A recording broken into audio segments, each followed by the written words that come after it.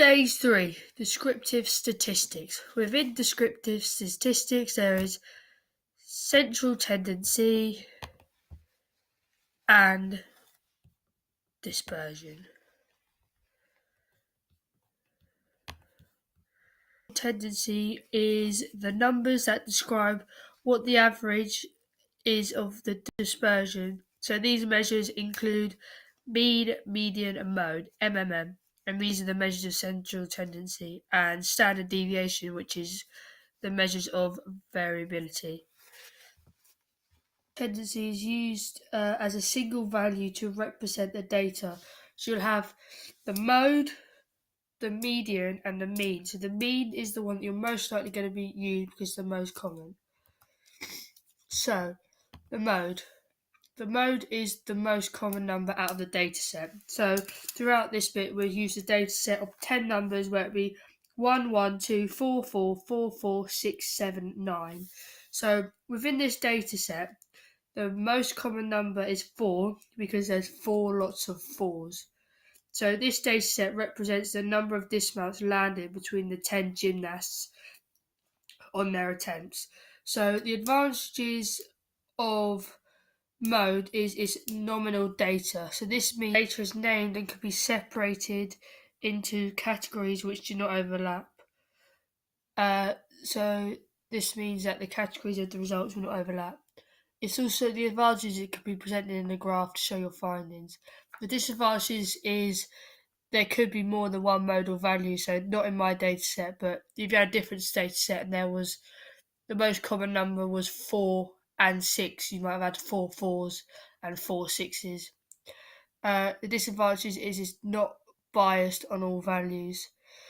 The next one is the median, and the median is the middle valued number. So when you put all the data set into a line of representing the numbers from the lowest value to the highest value, the middle number is the median. So my data set would be 1, 1, 2, 4, 4, 4, 4, 6, 7, 9. So the middle value, because there's to work out the middle value, as there's not an odd number, whereas if there's an odd number and you had a small data set in mind, you can just cross out from the size and you'll find the middle value. Whereas you would add them all together and then divide it by 2.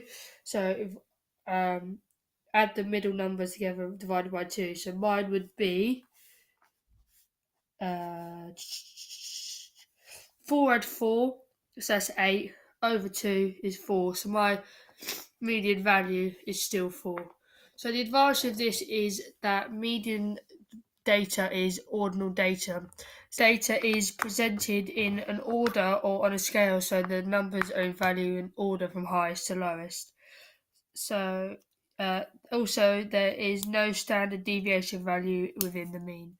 So another advantage is less affected by outliers, so you cannot get some random results. The disadvantage is poor with small data sets, and it also links to being harder to calculate with larger data sets. And sometimes if you do have large data sets, it can be time consuming to work out the median. So the final part of the central tendency is the mean, and this is the average number.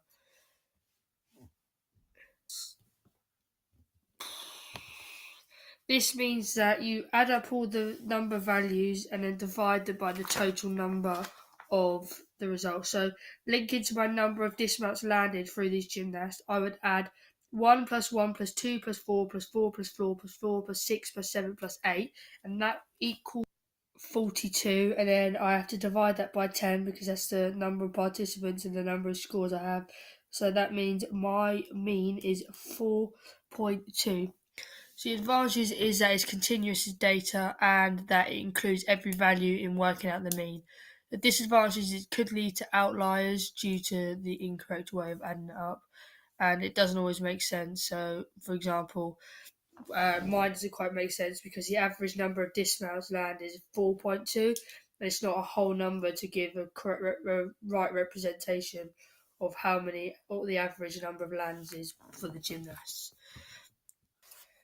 So dispersion links to the variability of data. So this is how similar or varied the results are or the values are within the data set. So how disparate or spread are these data sets from central tendency? So within dispersion, you have the range, the interquartile range, and standard deviation. So the range is the largest value from your data set minus the smallest. So back to my data set, the range would be 8 because 9 minus 1 is 8. So the range of the dismounts landed within gymnastics routines would be 8. So the advantages are that it's ordinal data and there's no outliers. However, there could be outliers if you had a higher number set. So if my largest value was 24, the range would be 23, and this is a wide range. This shows that the data set is a wide range of data and could be misleading and not represent the whole data set as this one random massive number. Disadvantage is it shows minimum spread and doesn't use all the sets of data, so just uses the highest and lowest value. The next is the interquartile range. So this is the middle 50% of the data. So this shows the results in the middle 50% of the data. So the advantages of it is it ignores all the extreme values. So going back to that 24, it would ignore that value because it's way too high and it only uses the middle part. And it uses ordinal data. Disadvantages is it does not use all the data. Not all the data can be represented within the 50%, and it's harder to calculate and understand, so working out the interquartile range of your dataset. Finally, there is the standard deviation, and this is a number that indicates how much of each value in dispersion deviates from the mean. So this is the spread of scores around the mean to show how close or far the rest of the results are to the mean value.